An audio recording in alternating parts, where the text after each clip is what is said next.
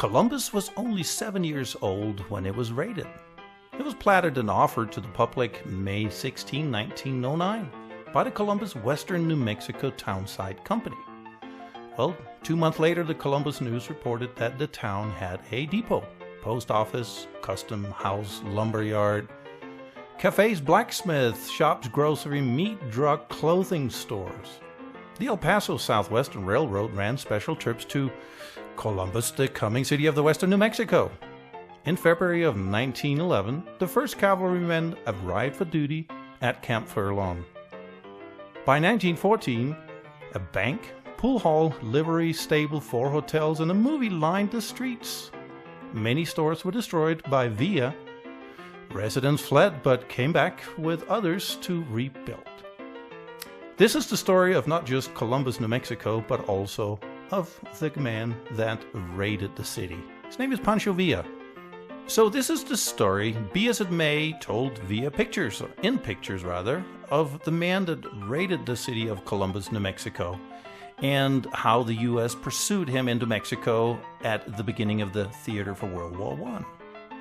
So please sit back, enjoy the pictures. Some of them be rather graphic, so I must caution you there. Come along on a journey that spans from the border with Old Mexico all the way into Mexico City as Villa marched, followed shortly by the U.S. cavalry to Mexico City. The next 5 slides are a few examples of the many war telegrams, personal notes signed by Francisco Villa that resides in the museum. Enjoy a few of those before we jump into the pictures.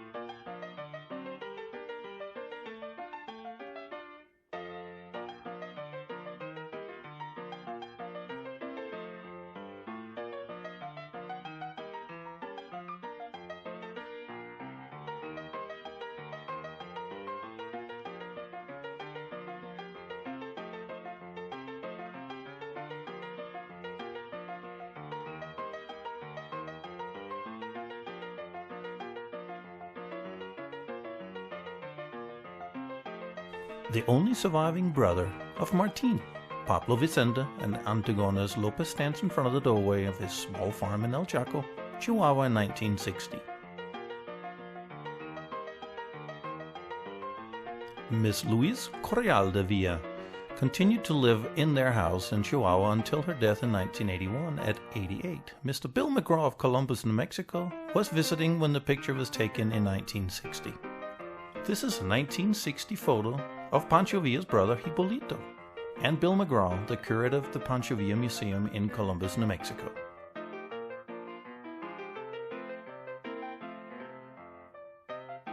This is Mrs. Correal de Villa in her later years with Carl Hayes. She still had the bullet-ridden automobile in which Pancho Villa died.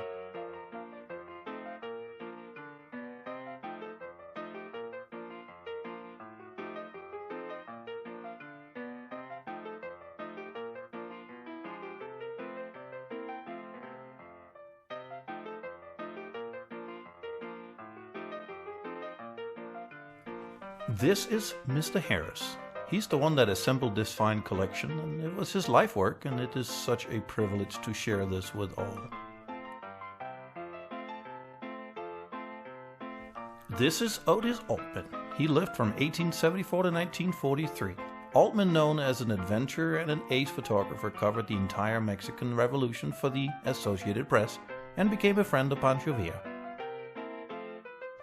Colonel Tommy Tompkins, a famous old soldier while he was stationed at Fort Bliss with the 7th Cavalry during the Villa Revolution.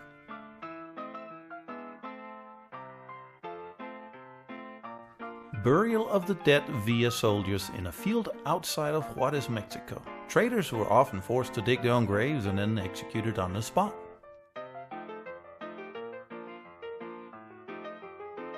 General Felipe Angeles. He was Villa's most faithful military strategist. He was highly educated and a one-time artillery instructor at the Mexican Military Institute. He taught Villa to read and write. This is another picture of Villa's artillery in the foothills overlooking Juarez, Mexico prior to the capture of that city in 1913.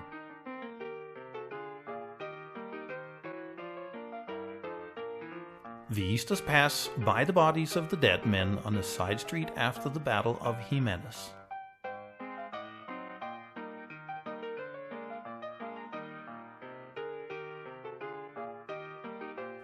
This is Panchovia's gravestone at Parral, Chihuahua, Mexico. It was virtually unmarked until 1941 when this monument was erected. Regardless of how much blood he was accused of spilling, it's almost certain that Pancho Villa spilled more booze than blood. When he captured the town, he ordered all alcoholic drinks to be destroyed and instant death to any soldier caught trying to retrieve it. Perhaps the most violent prohibitionist of his time, Villa was never known to have taken a drink.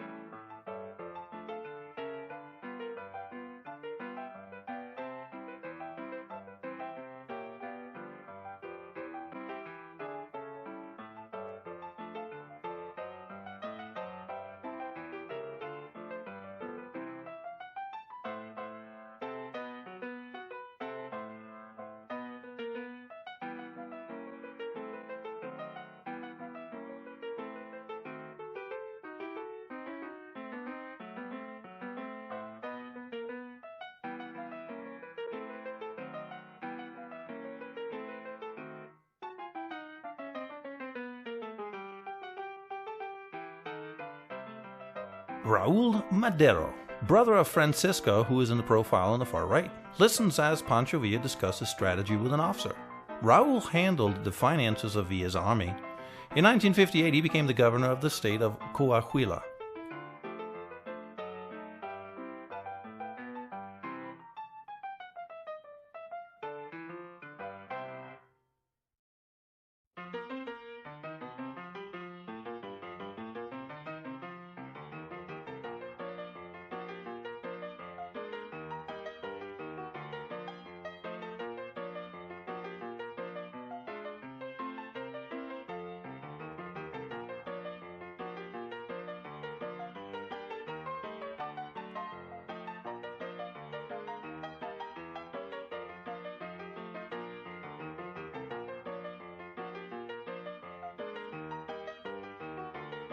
One of the most romanticized characters in history, Pancho Villa was a legend of his time. He was visited by journalists from all over the world and received gifts from many of them. Here he is wearing a cork helmet presented to him by a British newspaperman. Villa followers who participated in the battle for Juarez, May 11, 1911, which was one of the first battles of the Revolution. The second man to the left is Colonel Garibaldi. There's other ones, Sam Draben, Tracy Richardson, and Tom Mix.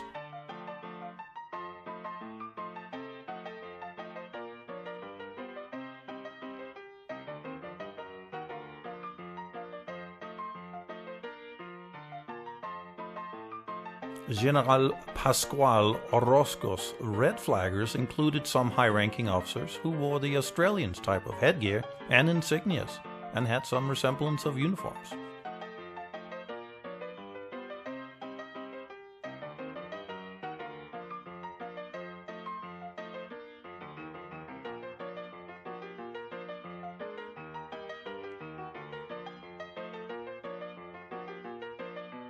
In Villa's campaign, armored cars such as this one were used to great advantage.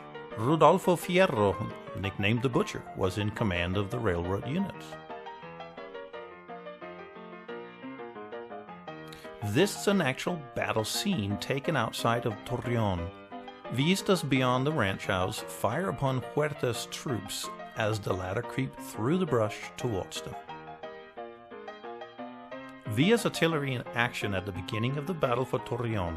Crude cannons made of pipes were used at the start of the revolution, but later some 75mm cannons were purchased and used by the Villistas. This is a rare picture of Villa's crack, which nicknamed Los Dorados, which means golden ones. Villa is in the bottom row center. The short, the fat, and the lanky. These are three typical Mexican patriots who joined Villa to overthrow the yoke of tyranny that they have endured under Porfirio Diaz. Villa's army now leisurely departing Torreon after sacking and looting the town.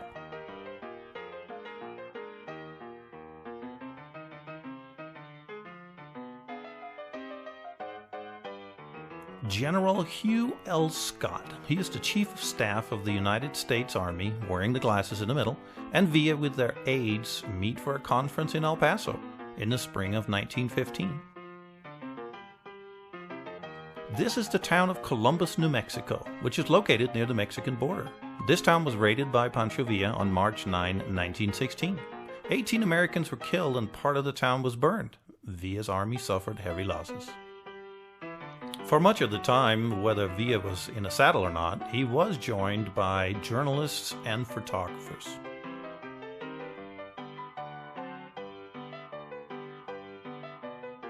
This is General Pasqual Orozco on August 29, 1915, while he was imprisoned at Fort Bliss in El Paso, Texas, just prior to his escape. A short time later, he and 5 companions were killed. A portrait of Eugenio Benacides, Francisco Villa, Álvaro Obregón, Rodolfo Fierro, and Dr. Rauchbaum, and José Ruiz in front of Villa's 1914 Dodge. A photo of Pancho Villa astride his famous black horse, Turena. This picture was taken in Chihuahua City during the height of Villa's career.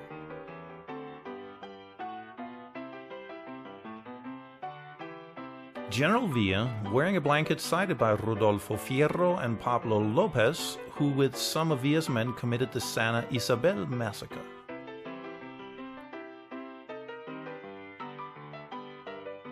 Nicknamed Villa's Hill, a barren rocky outcropping overlooking Columbus, New Mexico. It was behind this hill that Villa's mounted soldiers left their horses and swooped into town on foot, shooting and torching the buildings. A father and son, both of whom answered Villa's call and fought side by side through the entire campaign.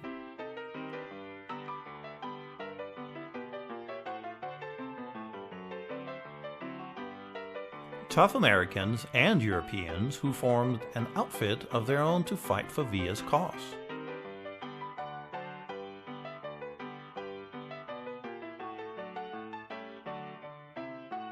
Artillery pieces such as this one suddenly appeared from nowhere and were effectively used by Villa's men after 1915.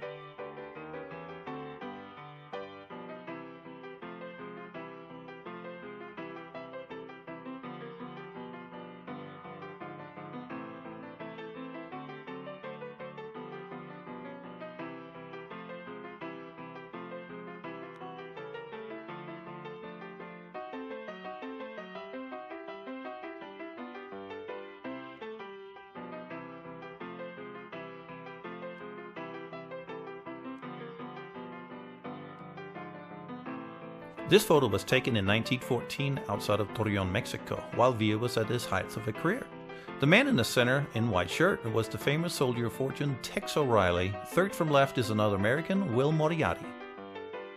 A scene captured near the racetrack in Juarez, Mexico, where Villa made camp for his men and horses.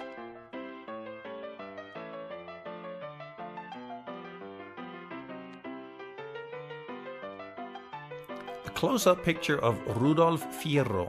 He was nicknamed Butcher. Fierro was Villa's closest companion and fierce bodyguards for many years. Nicknamed El Bandido, Villa at the young age of 22. By this time he had avenged the rape of his sister by killing the son of his father's boss, escaped the hills, beginning a career of cattle rustling and bank robbing. Panchovia in full uniform, which he despised, wore only on special occasions. The uniform was presented to him by friends and purchased from the Old Sol I. Berg Company of El Paso, Texas. Villa's men took their wives and children along with them. They cooked, acted as scouts, and suffered many of the hardships, including, of course, death for the revolution. Villistas preparing for their triumphant train ride to Mexico City after capturing Juarez.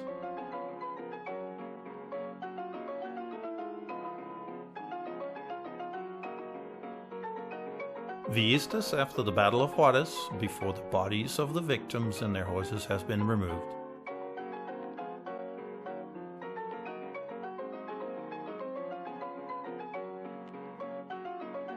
An American doctor administering first aid to a Villista's wife following Villa's capture of Juarez in November of 1913.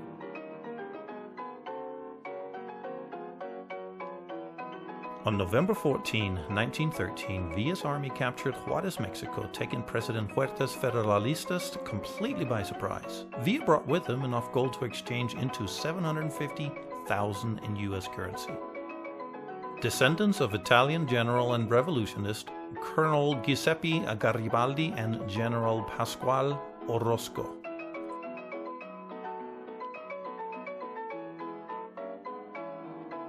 This cannon used by Villa during the early part of his rampaging was called Long Tom. Tracy Richardson, a famous soldier of fortune, is loading the piece.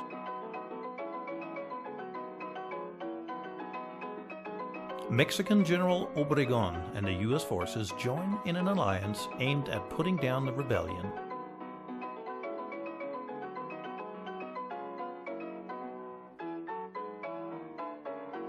One of the few items remaining on the ruins of the commercial hotel was this typewriter. All 4 Columbus hotels were ravaged in the raid.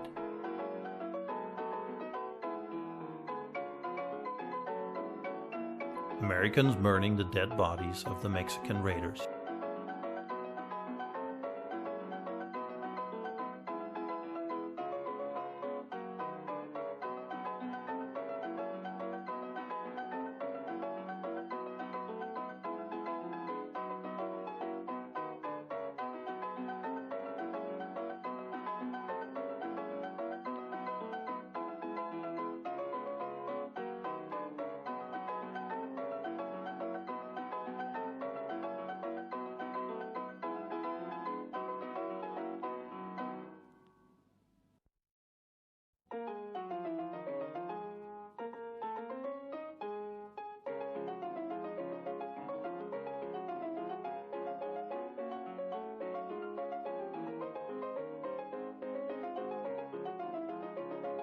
The old wall clock at the railroad station was struck by a stray bullet that fateful March 9th, 1916. The bullet stopped it, offering conclusive proof that the raid began approximately 4:10 a.m. A picture of Villa, taken in El Paso in 1913, wearing a white shirt and a tie, which he really despised. He felt that such clothing was only for aristocrats. The photo plate can be viewed at the museum.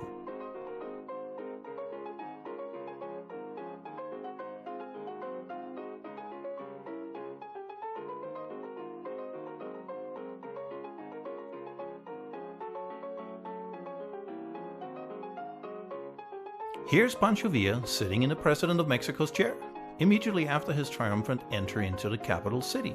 Sitting on both sides of him are the Zapata brothers, that was Villa's revolutionary leaders in southern Mexico.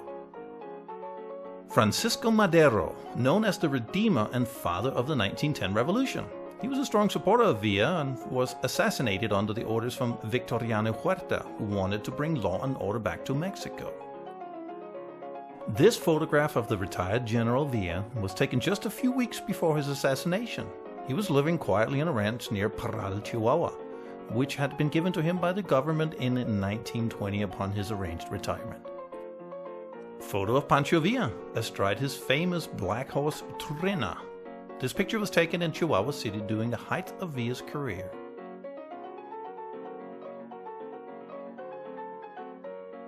Here's Pancho Villa posing with one of his many wives.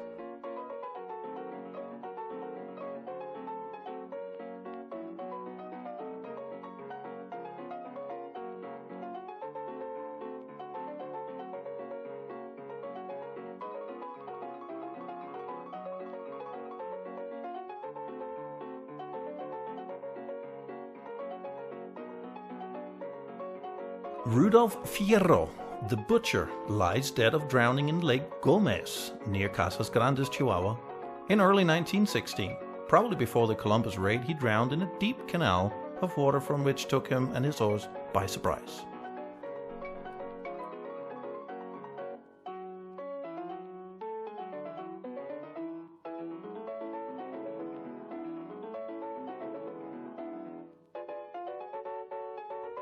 Pancho Villa sitting on his horse Turena.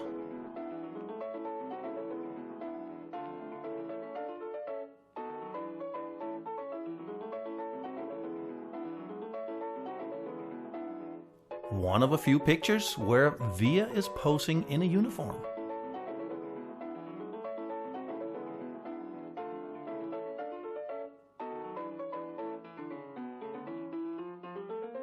The wreckage of a federal troop train near little town of Encarnacion de Diaz. Villa's men constantly harassed the government troops by wrecking trains and dynamiting bridges.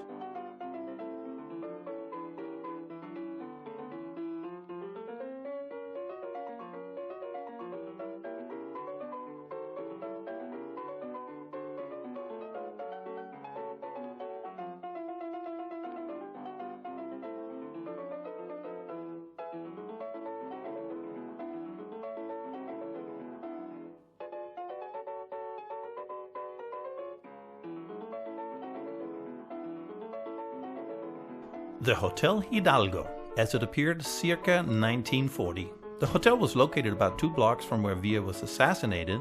His body was carried here and placed on the first floor lobby. Pancho Villa's death mask, made a few minutes after his death. This turned up at the Radford School in El Paso, Texas, where it rested in their museum until given by them to Mexico.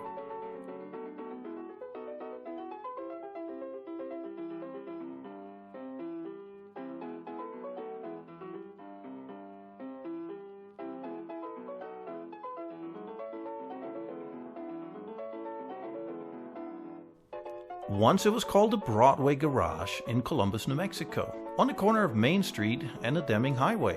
In 1940, it was still just another ruin, a remembrance of the Villa raid. The U.S. Army was using all means, including airplanes, to scout for Villa's troops in Mexico.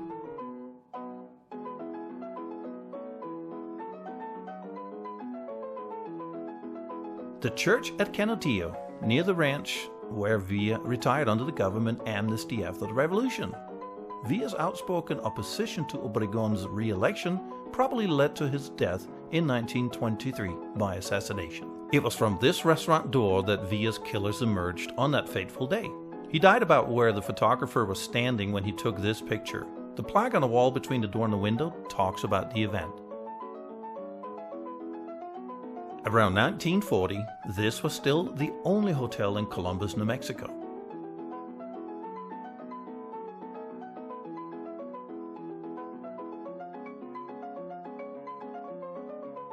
Here is General Alvaro Obregón with his wife and daughter. He was president of Mexico in 1923 and was believed to be responsible for Villa's assassination of July 20th of the same year. One of the few remaining and empty and neglected buildings standing in Columbus, New Mexico, circa 1940.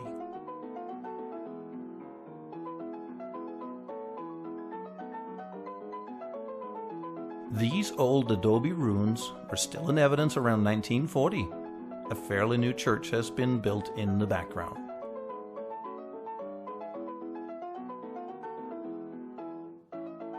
Jose Juarieta, he's the second man from the right, a colonel under Villa, also the author of the story My 6 Year with General Villa, which manuscript can be found in the museum as well.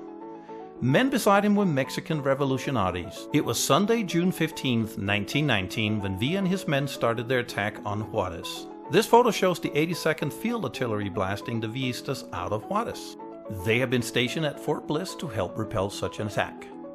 The civilian at left is Michael A. Dolan, former El Paso attorney who Villa had admired and respected, and who in the spring of 1920 finally arranged for the Mexican government, then under De la Huerta, to give Villa a grant of amnesty. Another of Villa's favorite horses was Siete Leguas. It was a prized mare who could run full out for 7 leagues, which is about 21 miles. Well, he bought it from Butch Cassidy. Here's Pancho in a native costume posing with one of his wives, who later dedicated it as a memento to Mr. Angel Jaumieta. This is another photo of Carranza. The US President Wilson had agreed to recognize Villa's government, but instead suddenly recognized Carranza's government, which was against the advice of all of his US military leaders. Villa's last attempt to capture Juarez was on June 15, 1919, and it failed. The US, weary of the Mexican Revolution, lent support to the Carrancistas by using artillery from Fort Bliss, which sent Villa's forces scampering. Buffalo Bill Cody visiting Fort Bliss, Texas, doing one of his performances in El Paso in 1919.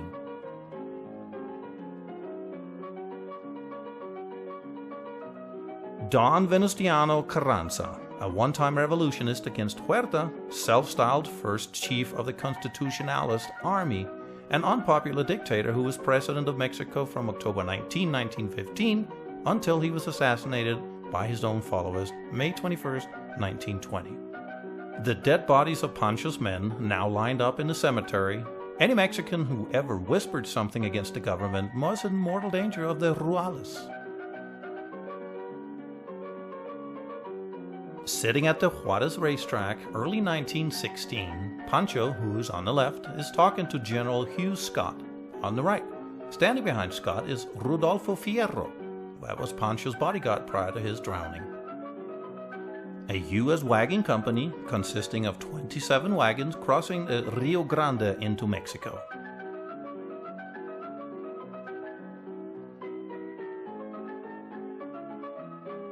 Mexicans pause in the process of burying their dead after a skirmish with the U.S. troops and Carrancistas at Parral, Mexico, April 12, 1916.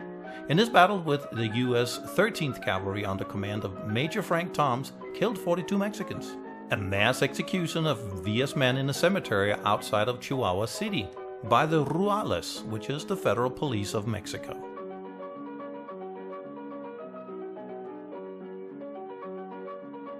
There was once a large colony of Chinese in Chihuahua City. Whatever their transgressions, if any, really against Panchovia, this is how some of them paid upon Villa's capture of the city early in the revolution. American infantrymen from Fort Bliss, Texas do guard duty on the old wooden International Bridge.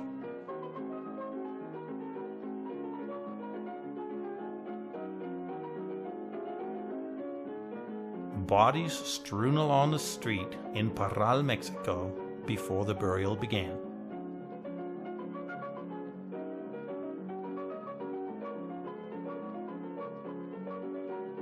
A Mexican girl who helped care for the wounded stands outside the hospital in Chihuahua City in 1916.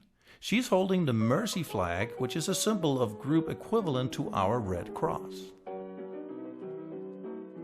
This is a picture of the U.S. troops cremating the defeated on the battlefield of Mexico.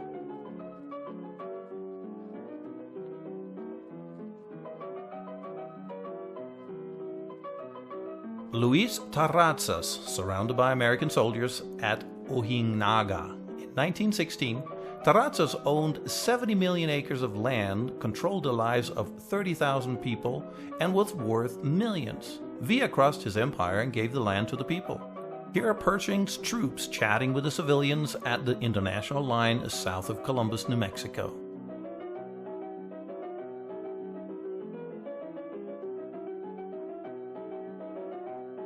Cavalrymen carrying the caskets of the American fallen soldiers to the train depot after the Columbus raid.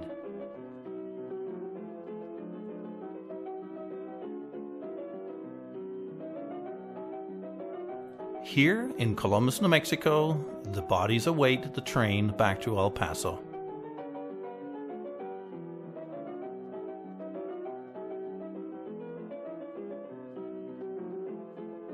Here are the soldiers loading the victims' bodies onto the train at the Columbus depot.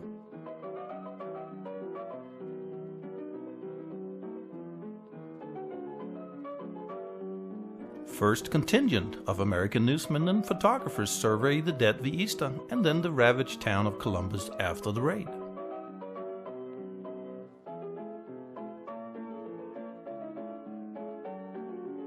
Here are the U.S. soldiers digging in for an anticipated return of Villa's raiders for Columbus, New Mexico on March the 10th.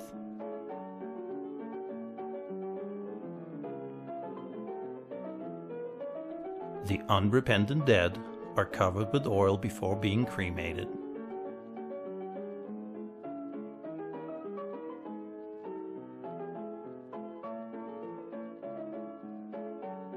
Here's a memorial service at Camp Furlong, March 11, 1916, for the raid's victims' families.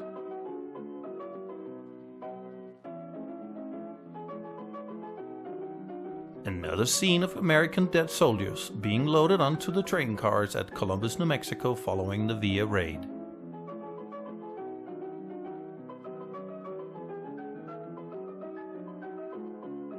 Portrait of General John J. Pershing sitting near his headquarters.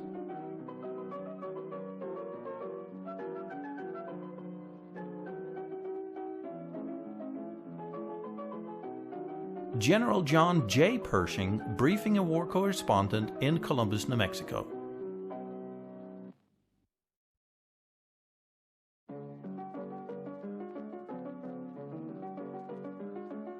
American soldiers digging graves on the outskirts of Columbus days following the raid and battle.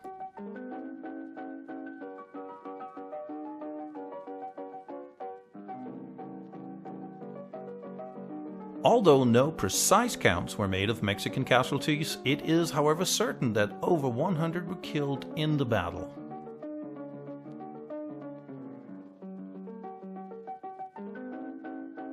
Looking northeast in Columbus before the raid, note the Hotel Clark on the left. This whole block was in ruins after the raid.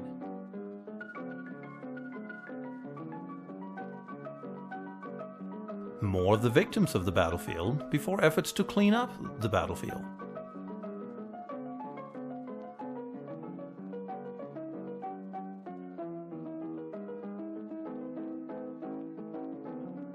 A dead bandit and his horse after the battle.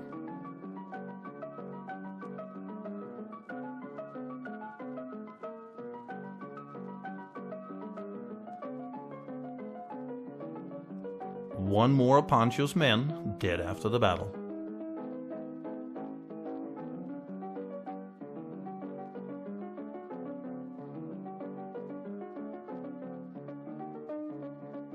The U.S. Armed Forces uses any and all means to discover the whereabouts of Panchovia, including this aerial balloon.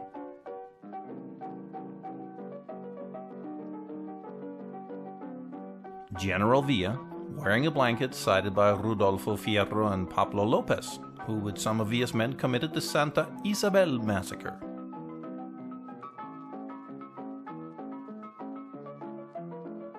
Here's a picture of 35 motor trucks delivering supplies to the U.S. Army in Mexico.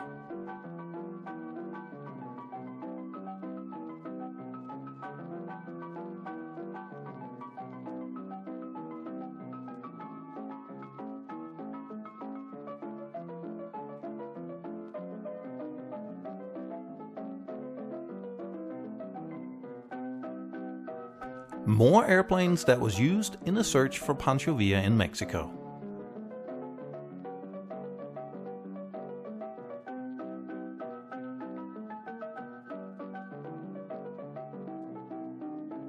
Trucks now loaded and ready to leave Columbus, New Mexico for Old Mexico.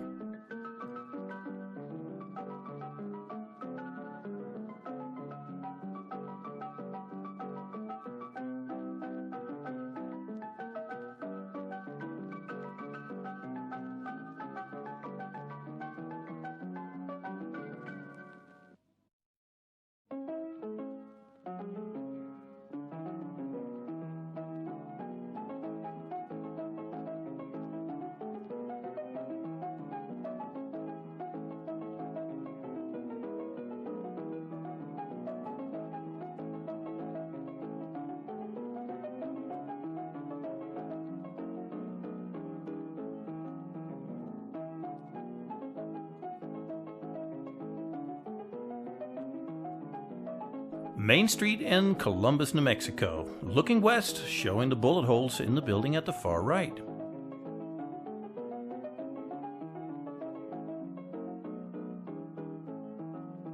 This is the commercial hotel before the raid. Here 12-year-old Arthur Revel was held hostage while Villistas searched for his brother Sam. Arthur was being held by two raiders as they were shot by American soldiers. One Villista was killed and the other, Pablo Lopez, was shot through both hips. Pablo was rescued by his brother and returned to Mexico. And this is what was left of the commercial hotel the morning after the raid. 6 Americans died here, and their bodies burned in the fire. This may explain in part the vengeance in which U.S. soldiers and civilians for that matter later burned the bodies of dead Mexican raiders. Bird's eye view of Columbus, New Mexico.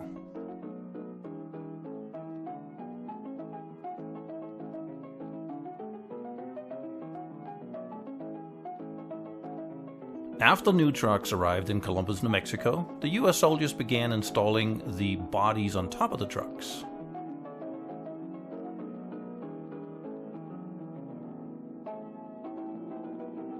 Posse formed on March 9, 1916 after the Columbus raid. Front row left to right, Greenwood, Smith, Gale, Birchfield, Burgess, Chatborn. Back row, Weimer, Limon, Willingham, Middleton, Favela, Thomas, and Mr. Gale. General John J. Pershing, commanding officer of the America's Punitive Expedition into Mexico. With 10,000 soldiers, he crossed the Mexican border at Palomas, Mexico, in search of Villa on March 15, 1916. U.S. Army truck caravan heading into Mexico in search of Panchovia.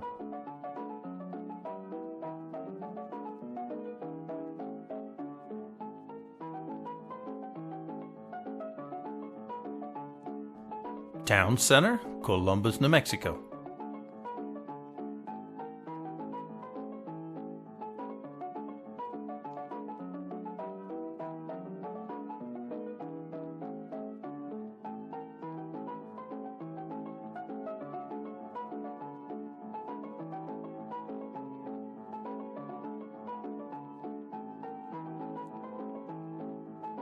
More unfortunate souls meeting their demise by hanging.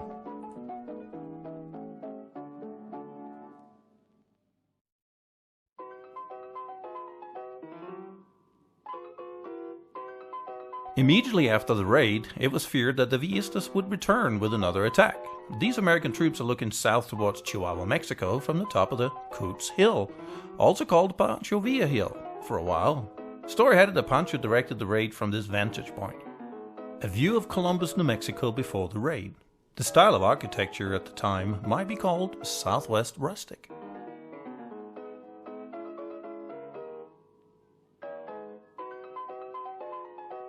A view of the Columbus, New Mexico rail yard and depot before the raid.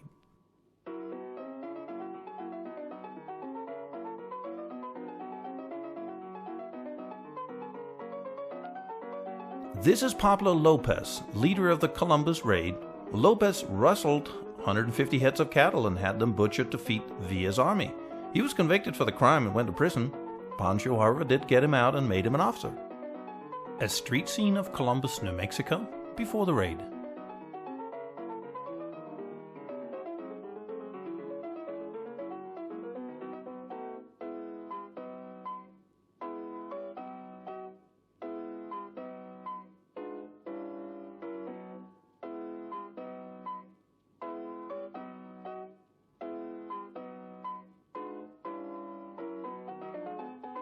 Many women fought in the Revolution on both the north and the south of Mexico. Pictured here is Catherine Oakes. She was a lieutenant in Villa's army.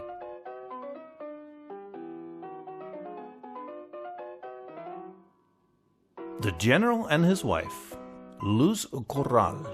At the peak of the revolution in 1914, it is said that during his retirement years, many women lived at La Hacienda de Canudillo. It is, however, not known how long Luz Corral handled this, or in fact if it's even true.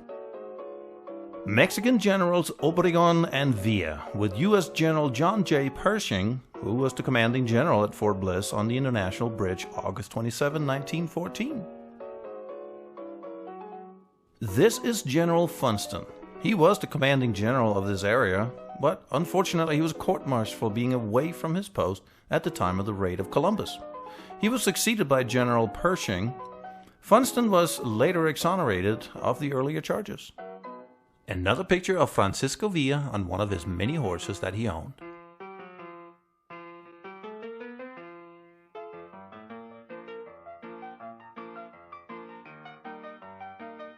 Here is El Tigre, posing with a new motorcycle as he takes delivery in Juarez, Mexico during the height of the revolution. He had support from the revolutionarios throughout Mexico and many people in the United States, for that matter. If you were wealthy and didn't support this revolution, you were not safe in northern Mexico.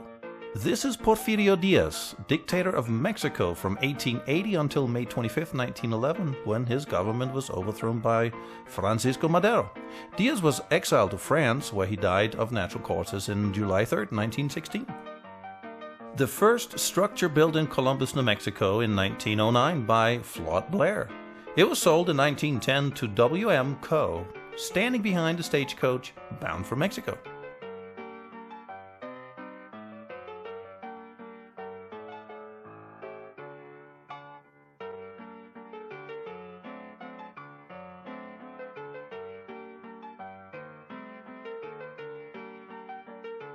The desert, in this case the northern Chihuahua desert, is normally very dry, but after monsoonal rains can present an obstacle, here are the U.S. Army trying to dig out one of the motor coaches in Mexico.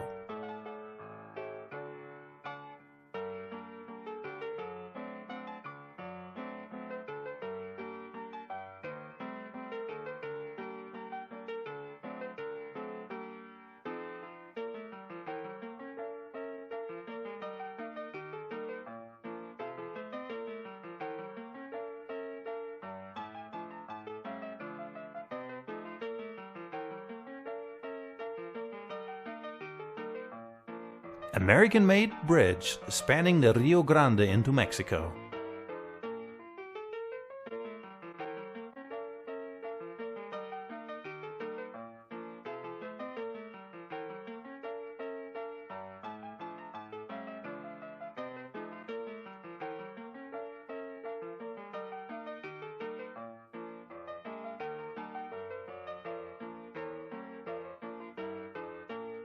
U.S. trucks in Mexico during the rainy season.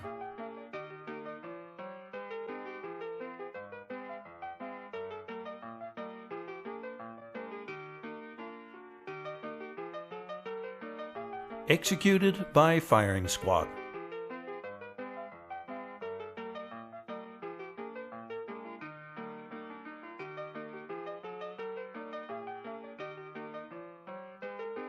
wounded bandits laying at the military hospital in Columbus, New Mexico.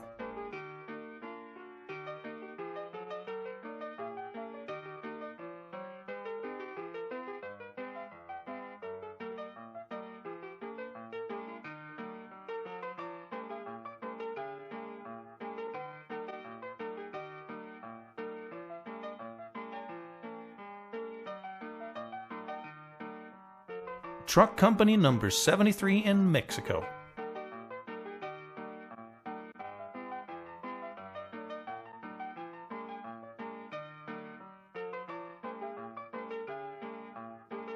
A U.S. wireless telegraph station in Columbus, New Mexico.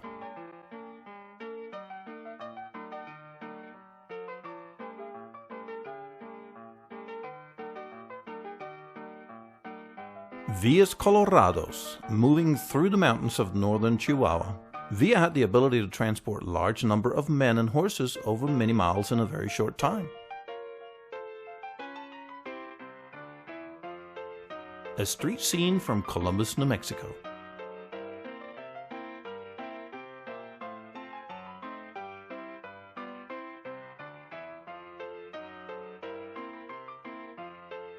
The early days in Columbus, New Mexico before the raid.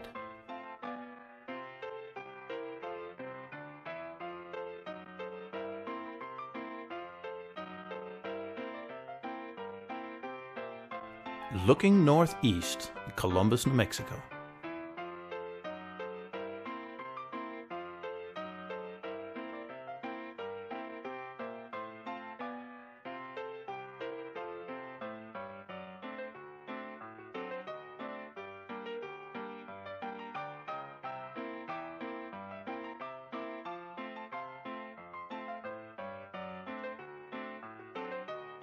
Once again, here's Panchovia on top of one of his many horses.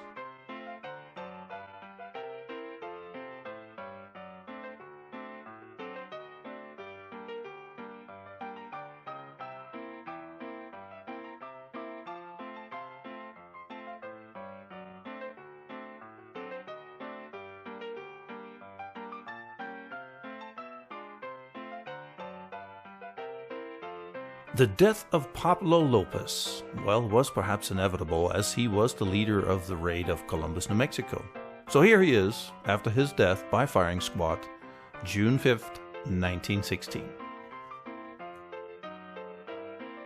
Francisco Villa on top of his horse.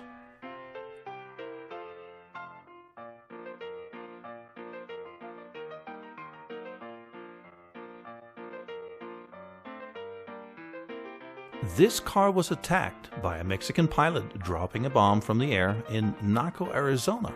It was the only instance in U.S. history at that time of a foreign army bombing U.S. soil. An unidentified U.S. cameraman goes to the firing line for some actual battle scenes. Flanking him with two Yaqui Indians, reels and reels of the Pathy pictures were taken during the punitive expedition into Mexico. Business as usual in Columbus, New Mexico.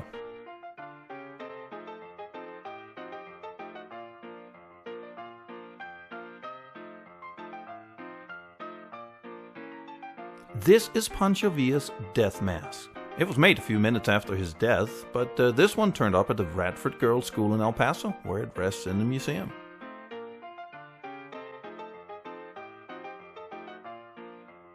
And then came the day of Pancho Villa's assassination. Many pictures were taken due to his status as a folk hero. This one where he lies at the Hotel Hidalgo in Parral, Chihuahua. Many other ones were taken, as you subsequently will see, as their bullet-ridden bodies were literally falling out of the car after all the shots were fired. Many of them were, quite gruesome to say the least, but it illustrates really how things were handled back in the day. Not to say these things don't happen anymore, but this is a presidential candidate. He did not want to be president of Mexico. Even after so many of his friends suggested that he become just that was never in his interest. He wanted the people to rule the beautiful country that he lived in. That was what he wanted to do. And when he felt that he had accomplished his mission, then, he retired back and enjoyed life. It has truly been a pleasure having you on board of this historic slideshow of what transpired back in the proving grounds prior to World War I. I will close out by saying I credit Mr. Harris, Mr. Altman for taking all the pictures. With this picture here at Camp Furlong, which is the blueprint of the fort as it stood in 1916, well, at March, I bid you farewell, and may your life be blessed.